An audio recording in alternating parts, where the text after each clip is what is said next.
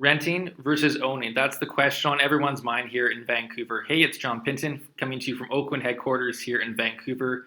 Uh, there's a lot going on in the real estate market, and I think renters are getting left out of kind of what's going on in the market. It's all about the homeowner, but I kind of want to talk about the stigma of the renter. And everyone thinks and looks down upon the renter right now here across Canada, but they actually might be the smarter one compared to the homeowner. Interest rates are coming up in the future here, and they might be coming ahead of the game versus homeowners. So I want to do a comparative analysis after 30 years where the renter might come out ahead possibly versus a homeowner, or the homeowner might come out ahead. It's going to be a duel that I'm going to tell you about in this video. Smash that like button down below, subscribe, and let's get started in today's video. So before I get into numbers on where you can end up after 30 years if you rent or if you own, I kind of just want to go over some general details on what the positives are for renting versus owning a house. So basically, if you are renting, it's usually 30% cheaper to rent versus own. There's much less carrying costs if you are not a homeowner. As a renter, you just have to pay your rent and maybe a couple hydro bills, cable bills, but you're not on the hook for any major repair bills. Or if you won't live in a condo and there's a special levy coming up, say they're putting a new roof in, you as a renter are not going to be on the hook for any of these extra costs. It's very stable being a renter. So that's my second major point as being a renter. It's cheaper, it's more stable, and there's lower maintenance costs, and there's financial freedom. You have more money on your fingertips to go invest. You're not going to be kind of burdened down as much on your mortgage payments. Obviously, for the negatives for renting, you will have a landlord as your boss. So you are at the mercy of them. Usually you have 2 months to move out if they want to. Well, it depends if you're month to month or if you're on a 1-year lease, but usually it's very renting. You can actually move out within a couple months if they give you adequate notice. So you have to be prepared to always have that mindset of always moving around. So that's kind of something that you have to think about when you are renting a property. And there's also the 40% rule. If you can't manage to pay more than, you have to be able to pay less than 40% of your gross income. So that means your mortgage payments, your heat, your car loans, and your credit cards. So if your debts are kind of out of control right now, or if you're still in the negative, look towards paying those off before you start considering buying a property. It's not good to go into a property purchase if you have quite a bit of debt behind you. So also, yeah, you're not building equity. That's the most important part of renting. It's you're not building equity. You're just paying it to someone. However, when I go over this in a couple minutes here, you're going to find out that it might not be the worst case after all. So what are the positives of owning versus renting? Well, obviously, you have more stability. You don't have a landlord telling you what to do. You're not going to have interest rate hikes. Well, you will have interest rate hikes owning. However, it would be more stable because you have your mortgage payment every month, whereas rent payments can be increased by your landlord. Homes usually go up in value, obviously. So that's been the trend in the past 40 years. However, we've come to that threshold of 0% interest rate, and we are going to start going up. I just recently saw yesterday that the Bank of Canada has all of a sudden said 2022 is when they're going to start increasing the rate, not 2023. So in my opinion, just in the past couple of videos, I was claiming that it's probably going to be the end of 2021 when the economy recovers and we see an increase in interest rates. So this will actually possibly raise your monthly mortgage payment if you have to go renew next year. You're obviously building equity, especially in Vancouver and Toronto, major cities across Canada. I highly suggest buying and owning a property. However, in the future, if you're outside of major cities, renting might be a better option versus owning, as we'll see in an example I'll be explaining shortly. But yeah, obviously downside, you have more carrying costs, you have more maintenance. It's more of a commitment. If you don't really know, if you're not tied down to your job, if it's kind of unstable, you might have to move around. And if you know you're gonna have to move it within 5 years, you're probably gonna lose money. So it wouldn't be best to own a property if you're gonna be moving around within 5 years.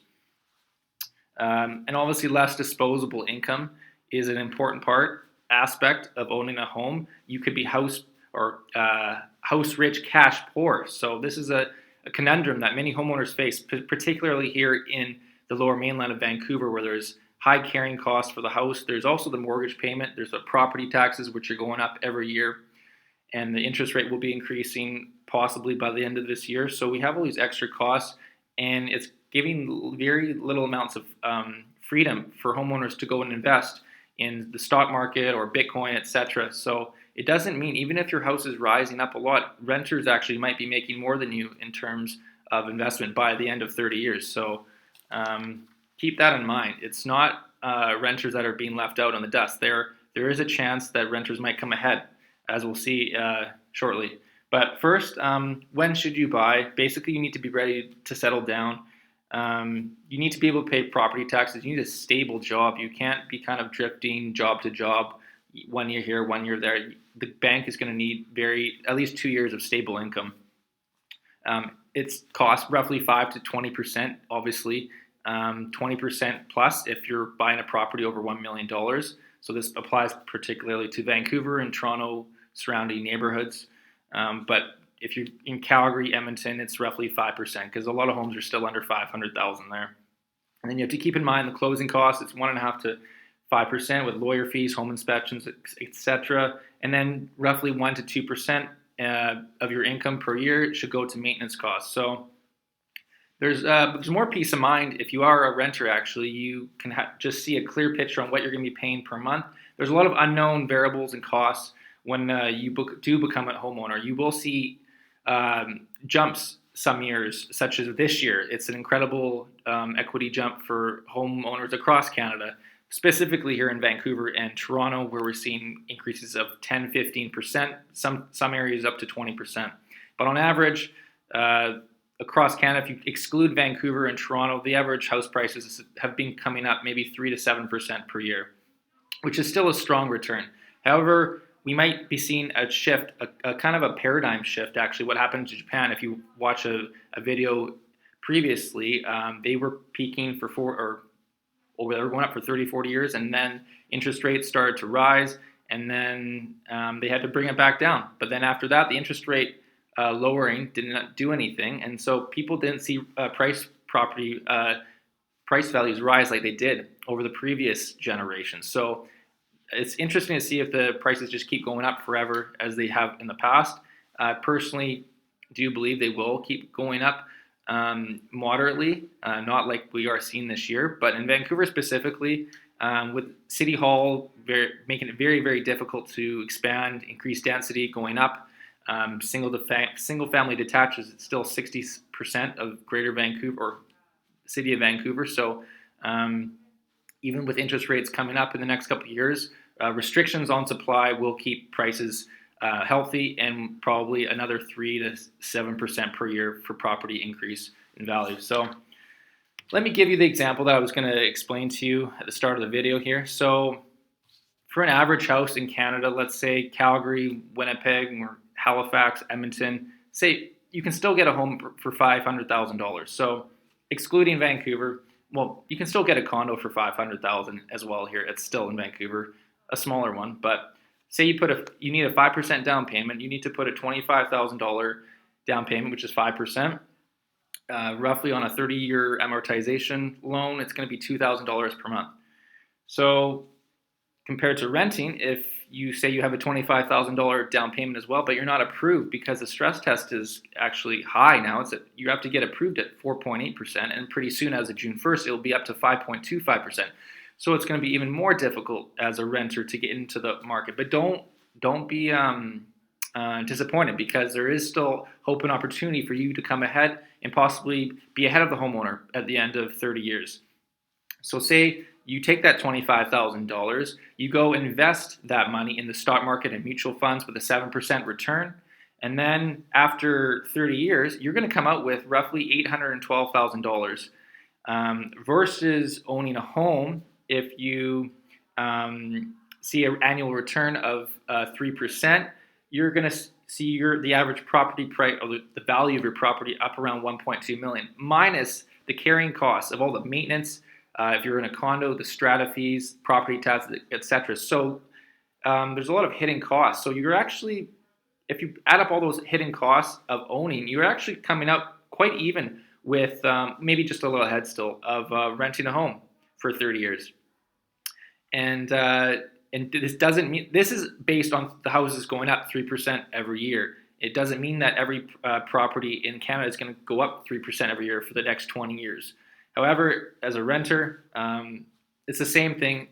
Technically, the stock market could start going down and mutual funds could start going down and you might not see a return. But based on what's been happening, if you have been renting the past 10, 20 years based on what's the stock market going up, real estate prices going up, renters actually might be ahead of you, homeowner, or right even with you. There's a stigma that renters are low and they're not making any money. They're not investing for their future. Well, they have a lot of extra cash on hand, a lot of extra money for trips and traveling, and a lot of flexibility. So it makes sense, in my opinion, to at least have a principal residence if you want to set roots down and be in a place for 5 years. It's the biggest wealth return in Canada. It is higher than going on the stock market. It's more stable. However, this video is about you renters that you might be actually in a better position overall compared to owning a house. Everyone thinks it's the end-all be-all to own a property.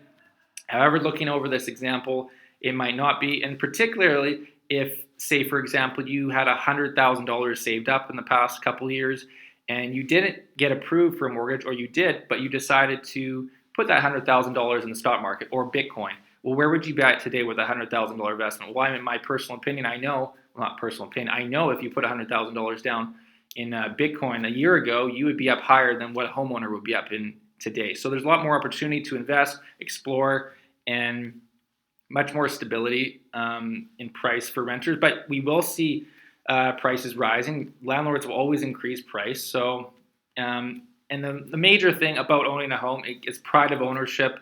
No one can kick you out, and you are paying off that. As long as you don't refinance every year, as long as you have a stable job, you will be paying it off. And then actually, after 25, 30 years, it should be mortgage free. And then when you say you buy the house at 30 and you become 60 years old, your retirement should be pretty easy compared to a renter, because the renters will still have to pay their rent. You won't. So in the long run, at least own one property if you can afford it, but don't think that it's the only thing available to you. Renting might not get you fully ahead like a homeowner will, but it's not the worst case. But you have to be smart if you have all this extra cash as a renter. So this was for you renters. Try to get into the market if you're able to, but don't push yourself.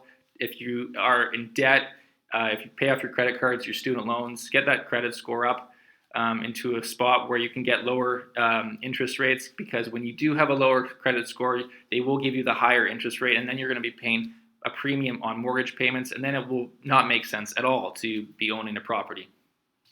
If you found this useful, please smash that like button down below. Subscribe to my channel if you haven't already, and I will see you in the next video. Thanks, and have a great day, everyone.